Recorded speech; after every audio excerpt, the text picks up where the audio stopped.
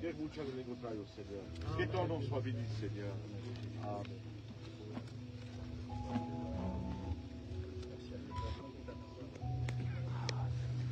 Gloire à Dieu. Est-ce qu'on peut dire Amen ce matin? Amen. Je suis vraiment heureux ce matin de vous apporter la parole de Dieu. Je ne m'y attendais pas. Je vous le dis en vérité, lorsqu'on a eu à cœur avec les frères d'organiser ce voyage, au Macho, au Kevin, eh bien, dans notre cœur, nous, on voulait simplement organiser. Et notre bénédiction à nous, c'est de vous voir à vous bénis. Amen. Notre bénédiction à nous, eh bien, c'était d'écouter les messages. Mais je rends gloire à Dieu, Dieu connaît toutes choses. Amen. Je remercie Dieu pour nos anciens qui nous donnent la place aujourd'hui de pouvoir apporter une pensée de Dieu. Ils pourraient le faire beaucoup mieux que nous. Mais dans mon cœur, je me sens vraiment honoré aujourd'hui pour vous apporter un mot de Dieu. Vous savez, ici, nous sommes dans l'église de Laodicée. C'est la dernière des 7 églises. Et avant de commencer, je voudrais vous lire le passage de la parole de Dieu. La Bible dit ça dans Apocalypse 3, au verset 14. C'est Jésus qui va parler et il va dire ces mots. Il va dire: écrit à l'ange de l'église de Laodicée, voici ce que dit l'Amen, le fidèle et véritable, le commencement de la création de Dieu. Je connais tes œuvres, je sais que tu n'es ni froid ni bouillant. Puisses-tu être froid ou bouillant, ainsi parce que tu es tiède, que tu n'es ni froid ni bouillant, je te vomirai de ma bouche. Parce que tu dis, je suis riche, je me suis enrichi, et je n'ai besoin de rien. Et parce que tu ne sais pas que tu es malheureux, misérable, pauvre, aveugle et nu, je te conseille d'acheter de moi de l'or éprouvé par le feu, afin que tu deviennes riche, et des vêtements blancs afin que tu sois vêtu, et que la honte de ta nudité ne paraisse pas, et un collier pour oindre tes yeux, afin que tu vois. Moi je reprends et je châtie tous ceux que j'aime, et donc du zèle, et repens-toi. Voici, je me tiens à la porte, et je frappe. Si quelqu'un entend ma voix, et qu'il ouvre la porte, j'entrerai chez lui, et je souperai avec lui, et lui avec moi. Amen. J'aimerais vous dire Amen, et bien que cette église de Laodicée, eh bien c'était une ville extraordinairement riche. On l'a vu par rapport à cette église qui a été construite au IVe siècle. On appelait cette ville la cité des banquiers. C'est une ville qui était extraordinairement riche. Dans cette ville, il y avait des industries qu'on appelait l'industrie du textile, la fabrication de vêtements en laine de mouton noir. Ça coûtait très cher, c'était des vêtements de luxe. Et ici venaient des gens du monde entier pour pouvoir soigner leurs yeux. Parce qu'ici, il y avait un collier qui était fabriqué seulement à Laodicée, qui guérissait les yeux. Eh bien, j'aimerais vous dire que dans cette ville qui était riche, qui fabriquait des vêtements, et qui avait ce collier, cette ville qui était riche, qui était extraordinairement riche par rapport à son époque, va se former une église qui, au fil des années, cette église au départ, elle était bouillante, comme cette eau qui était au-dessus de la montagne, qui était bouillante. Mais lorsqu'il faisait arriver l'eau par rapport aux canalisations et qu'il la ramenait jusque dans la ville de Laodicée, l'eau qui était bouillante devenait tiède. Et cette ville, au fil des années, a commencé à perdre son feu pour Dieu, a commencé à perdre son cœur qui était brûlant pour Dieu, et a commencé à être tiède, a commencé à se mélanger avec cette ville, à se conformer au siècle présent. Elle a voulu goûter au luxe, elle a voulu goûter aux richesses, au matérialisme, à la facilité, au conforme. Comme ces chrétiens d'aujourd'hui, parce que l'église de Laodicée ressemble beaucoup à l'église d'aujourd'hui. Ces chrétiens qui ne se contentent plus du pain de Dieu, ces chrétiens qui ne se contentent plus de vivre une vie avec Dieu, mais qui veulent goûter au monde, qui sont attirés par les choses du monde, qui sont attirés par le luxe et par le confort, et qui veulent se conformer. Ces chrétiens qui veulent vivre comme ils veulent, tout en s'appelant chrétiens et en gardant une religiosité extérieure. Oui, cette église ressemble beaucoup aux chrétiens d'aujourd'hui.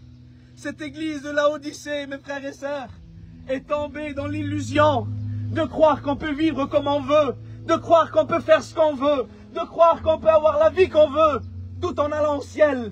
Et ça, c'est faux, c'est pas vrai. C'est une église qui était dans l'illusion, une église qui vivait dans l'irréel. Et le diable est en train de faire tomber beaucoup de chrétiens dans l'illusion, de leur faire croire un évangile qui n'est pas vrai. Le mot illusion veut dire artificiel. Vous avez vu un feu d'artifice le 14 juillet. Ça nous en met plein la vue. Ça nous coupe le souffle. C'est époustouflant, c'est beau, c'est merveilleux. Mais ça ne dure pas. C'est artificiel. C'est quelque chose qui n'est pas vrai. C'est des lumières qui ne sont pas vraies. Le mot illusion veut dire trucage. Quelque chose de truqué, de falsifié, de tordu. Eh bien, j'aimerais vous dire qu'aujourd'hui, mes frères et sœurs, oh, l'ennemi voudrait que ta vie chrétienne soit truquée, falsifiée, tordue. Mais la Bible dit dans 2 Corinthiens 2,17, car nous ne falsifions pas la parole de Dieu, comme le font plusieurs, mais c'est avec sincérité que nous parlons en Christ devant Dieu. Le mot illusion veut dire sentiment du réel ou du vrai, mais faux par rapport à la réalité. Et j'aimerais vous dire, mes frères, que le monde, le diable aujourd'hui, veut faire tomber beaucoup de chrétiens dans l'illusion. Une fausse vie chrétienne, une fausse foi, un évangile truqué, un évangile falsifié, un évangile de la prospérité qui te dit viens à Jésus et tout ira bien, viens à Jésus et tu n'auras plus de problème, viens à Jésus et tu seras plus malade, viens à Jésus et tu seras plus touché par la pauvreté, viens à Jésus et tu vivras dans le péché, viens à Jésus et oh t'inquiète pas, c'est pas grave. Et ça c'est un faux évangile, c'est un évangile qui améliorera peut-être un peu la vie du pécheur, mais qui ne l'emmènera pas au ciel. Mais j'aimerais vous dire qu'aujourd'hui nous ne sommes pas là pour te prêcher un faux évangile. Nous voulons te prêcher le vrai. L'évangile de la vérité. Alléluia. Et cette ville, alléluia, cette église était tombée dans l'illusion, d'une illusion de quelque chose qui n'était plus réel. Un évangile de prospérité.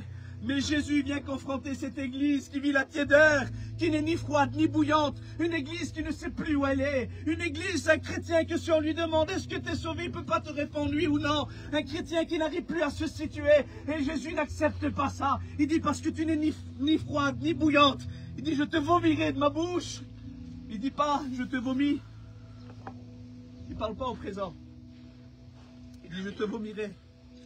En voulant dire aujourd'hui, il y a encore de l'espoir. Amen. Amen. Si aujourd'hui tu te réponds, je peux faire quelque chose encore. Gloire à Dieu. Oh, j'aimerais vous dire ça, mes frères et sœurs. Jésus vient confronter cette église qui vivait dans l'illusion. Cette église qui ne vivait plus la vérité de l'évangile. Il vient la confronter au verset 14. Il vient confronter l'illusion avec la vérité. Et il va se présenter à cette église en disant, voici ce que dit l'Amen. Le témoin fidèle et véritable. Et j'aimerais vous dire ça, que même si Laodicée était tombée dans l'illusion, même si Laodicée était tombée dans quelque chose d'irréel, où elle croyait qu'elle était bien et qu'elle ne l'était pas, même si tout n'était qu'illusion, même si Laodicée avait changé, Christ n'avait pas changé. Amen. Il vient la confronter avec la vérité. Il dit, moi je suis le véritable. Amen. Je suis le véritable, je suis la vérité. Christ, lui, il est la vérité. Et il va dire à cette église, parce que tu dis, je suis riche, je me suis enrichi, je n'ai plus besoin de rien. Jésus est en quelque sorte en train de lui dire, Laodicée, c'est toi qui dis ça. C'est toi qui dis que tu es riche. C'est toi qui dis que tu t'es enrichi. C'est toi qui dis que tu n'as plus besoin de rien. Mais ce n'est pas parce que toi tu te vois comme ça que moi je te vois comme ça. Jésus lui dit en quelque sorte, tu veux savoir comment je te vois moi? Ben moi je te vois pauvre. Même si tu as des millions sur des comptes en banque, à mes yeux, tu es pauvre. Laodicée, tu habilles les autres, et toi, tu es nu. Laodicée, toi, tu soignes les yeux des autres avec un collier, mais tu es aveugle. Tu te trempes, Laodicée. Ta vie chrétienne n'est plus vraie, ta vie chrétienne n'est pas comme Dieu le veut. Tu te trempes aujourd'hui. Et Jésus veut le dire à certaines personnes que le monde a trompé. Tu te trompes, mais j'ai la solution pour toi. Amen. Tu peux encore t'en sortir. Amen. Et là, Jésus va lui dire ça. Il va lui dire ces mots. Et je voudrais vous lire le texte de la parole de Dieu.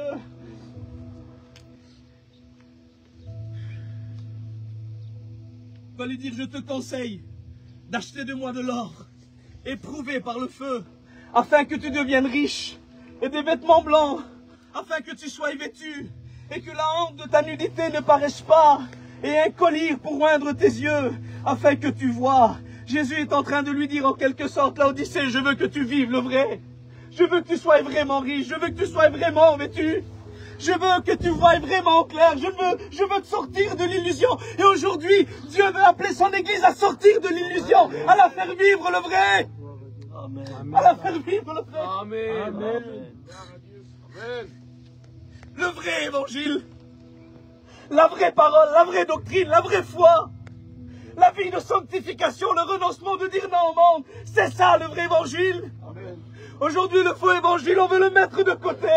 On veut te prêcher la Bible telle qu'elle est. On ne veut pas la falsifier. On ne veut pas la trafiquer. On ne veut pas la maquiller. Non. On veut prêcher la vérité de la parole. Amen. Parce qu'il n'y a que la vérité qui pourra te sortir de l'illusion. Il n'y a que la vérité qui pourra te faire sortir, alléluia, de la tiédeur. Oh, gloire à Dieu, je suis béni. Amen. Amen. Jésus va reprendre cette église et regardez l'amour que Jésus a pour elle. Steve, si je me trompe, tu me le dis. Jésus aimait quand même l'Odyssée. Jésus l'aimait quand même. Amen. Même si tu t'es trompé. Même si tu as fait des mauvais choix et des erreurs. Jésus t'aime quand même. Amen. Amen. Il te tend la main. Alléluia. Il te tend la main. Et c'est ce qu'il va faire à l'église. Il dit, je reprends et je châtie tous ceux que j'aime. Amen. Comme un père qui dit à son fils, mon fils, ça va pas ce que tu as fait. Si tu aurais été trop loin, mon fils, ça t'aurait eu des complications, ça va pas ce que tu as fait. C'est ce que Jésus dit à cette église. Il dit, tu t'es trompé. Mais je te châtie ce que j'aime. Et donc du zèle et repens-toi, demande pardon, tu peux changer encore. Parce qu'Apocalypse 3:20, il va dire, voici, je me tiens à la porte et je frappe. Il va frapper à la porte de cette église qu'il l'avait laissée dehors. Car Jésus n'était plus à l'intérieur de cette église. J'aimerais vous dire quelque chose, mes frères, aujourd'hui. Lorsqu'on ne vit plus la vie de Dieu, lorsque, alléluia, la Odyssée, ce n'était plus le droit de Dieu, mais c'était le droit du peuple. Lorsqu'on veut vivre une vie chrétienne à d'autres façons, Jésus se retire. Jésus n'était plus dans l'église. Jésus n'était plus d'accord avec ça. Il n'était plus d'accord avec toute cette illusion. Alors Jésus était à l'extérieur de l'église. Mais j'aimerais te dire quelque chose. L'église de la Odyssée, ce sont tous ces chrétiens qui veulent vivre comme ils veulent, qui veulent vivre dans une illusion, de vivre un évangile faux. Mais lorsque Christ reviendra, lorsque Christ viendra chercher son église, tous ces chrétiens qui ne vivront pas comme Dieu l'a voulu, resteront sur la terre. Ils resteront dans ce monde où ils ne partiront pas. Mais Jésus appelle une dernière fois à ceux qui veulent encore changer, à ceux qui ne veulent plus vivre l'illusion, à ceux qui veulent sortir d'une erreur. Il leur dit à eux, je suis à la porte et je frappe. Oh, si quelqu'un entend ma voix. Et je crois que depuis le début de ce voyage, à travers de toutes les prédications qu'on a écoutées, Jésus frappe à nos cœurs. Amen. Jésus frappe à nos cœurs. Amen. Il frappe à nos cœurs. Gloire à Dieu. Il vient nous parler. Amen. Oh, il vient une dernière fois tendre la main à cette église. Il vient une dernière fois, alléluia, lui lancer une dernière corde, lui donner une dernière chance. On va lui dire, je me tiens à la porte, je frappe. Si quelqu'un entend ma voix, j'entrerai et je souperai avec lui. Il veut rentrer dans ton cœur et faire le ménage, le Seigneur. Il veut rentrer dans ton cœur et mettre de l'ordre, le Seigneur. Il va se mettre à frapper. Il va se mettre à frapper. Mais est-ce que tu veux changer? Est-ce que tu veux ouvrir la porte? Alors Jésus frappe avec son amour. Il vient tendre ses mains. Vous savez, l'église de la Odyssée, on l'a dit, c'est l'église des chrétiens tièdes, de ceux qui ne vont pas partir. Mais il y a une chance pour ceux qui veulent s'en sortir. Jésus a dit, je me tiens à la porte et je frappe. Et je voudrais vous apporter une dernière note, si les frères me le permettent. Amen. Amen. Cette église est la dernière de cette église. Après cette église, on se retrouve dans Apocalypse 4, au verset 2. La Bible dit que l'apôtre Jean va lever les yeux. Et il va voir dans le ciel une porte qui est ouverte. Et une voix qui va lui dire, monte ici. Et nous sommes devant le symbole de l'enlèvement de l'église. Et je voudrais vous dire un mot qu'il y a dans mon cœur. Lorsque Jésus dit, je suis à la porte et je frappe. Dans le texte, quand on le lit comme ça, les frères, il semblerait qu'il y a quelque chose qui ne colle pas. Jésus frappe. Si je frappe à ta porte, est-ce que tu entends ma voix? Tu entendras le son que j'ai frappé, mais tu n'entends pas ma voix. Alors qu'est-ce que tu veux dire par là, Jésus? Eh bien, Jésus est en train d'employer le langage du berger, que lorsque le berger venait chercher ses brebis qui étaient dans l'enclos, qui étaient là fermées dans un enclos avec une porte, pour les ramener dans le vert pâturage, le berger ne se présentait pas devant la porte pour frapper directement, parce que les brebis auraient eu peur, les brebis auraient paniqué, elles se seraient tapées les unes contre les autres, elles auraient eu peur. Mais le berger, avant d'arriver à la bergerie, vous savez ce qu'il faisait lorsqu'il était à 200, 300 mètres avant? Il se mettait à chanter. Quelle beauté, Seigneur. Amen. Il se mettait à chanter. Et s'il ne savait pas chanter, il sifflait. Et les brebis de loin, elles entendaient la voix du berger qui venait les chercher. et elles levaient leur tête parce qu'elles savaient que leur délivrance était proche et que le berger allait les prendre d'ici pour les amener dans les verts pâturages. Eh bien Jésus l'a dit, quand vous verrez ces choses arriver, levez votre tête, car votre délivrance approche. Et lorsque Jean va voir, alléluia, lorsque Jean va voir cette porte ouverte dans le ciel et cette voix qui lui dit, monte ici, nous sommes devant le symbole de l'enlèvement de l'église. Alléluia, cette voix qui est comme une trompette qui lui dit, Jean, monte. Eh bien, j'aimerais vous dire, mes frères et sœurs, qu'avant que Jésus vienne chercher son Église, avant que Jésus vienne nous prendre et nous ramener avec lui, il veut parler aux chrétiens tièdes, aux chrétiens qui ne vivent plus la vie de Dieu.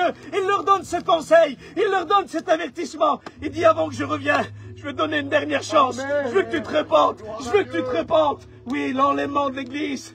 Amen. Jean, monte ici. Après Apocalypse 3, Apocalypse 4, on ne verra plus la mention de l'Église mentionnée, on ne la reverra qu'une fois, Steve. Dans l'Apocalypse chapitre 22, ça veut dire qu'après c'est la grande tribulation qui va s'abattre sur le monde. Mais avant la grande tribulation, Jésus vient chercher son Église, parce qu'on ne connaîtra pas cette heure.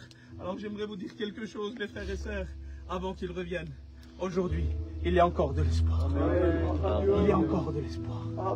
La Bible dit ça, 1 Thessaloniciens 4, 16 à 17. Car le Seigneur lui-même a un signal donné, à la voix d'un archange, et au son de la trompette de Dieu, descendra du ciel. Amen. Et les morts en Christ ressusciteront premièrement. Ensuite, nous les vivants qui serons restés, nous partirons ensemble à la rencontre du Seigneur dans les airs. Et nous serons pour toujours avec le Seigneur. Et j'aimerais te dire ça aujourd'hui, à toi mon frère, à toi qui est là, qui a participé dans ce voyage. Et qu'est-ce que tu veux mettre ta vie en règle aujourd'hui? Être un chrétien qui vit le vrai, sortir de l'illusion. Est-ce que tu veux être prêt pour rencontrer Jésus? Amen. Alors moi je le veux. Amen. Amen. Amen. Moi je le veux. Alléluia. Alléluia. Amen. Merci Seigneur, merci de ta grâce. Alléluia. Gloire à Dieu. Il est temps de se mettre en règle, de sortir de l'illusion. Alors moi je vais être cette petite brebis qui lève ses yeux vers le ciel et qui dit Seigneur je veux partir avec toi. Alors simplement je voudrais faire ça. Moi je vais être en règle avec Dieu aujourd'hui. Amen. Est-ce qu'il y en a qui voudraient vivre vraiment le vrai évangile? Je voudrais que tu te lèves avec moi. Amen. Et que tu dis Seigneur oui je veux être vrai. Je veux être vrai, je veux être sincère. Je ne veux pas rester dans l'illusion. Amen. Amen. Alléluia. Gloire à toi, Devla. Amen. Vous voulez qu'on prie, Seigneur?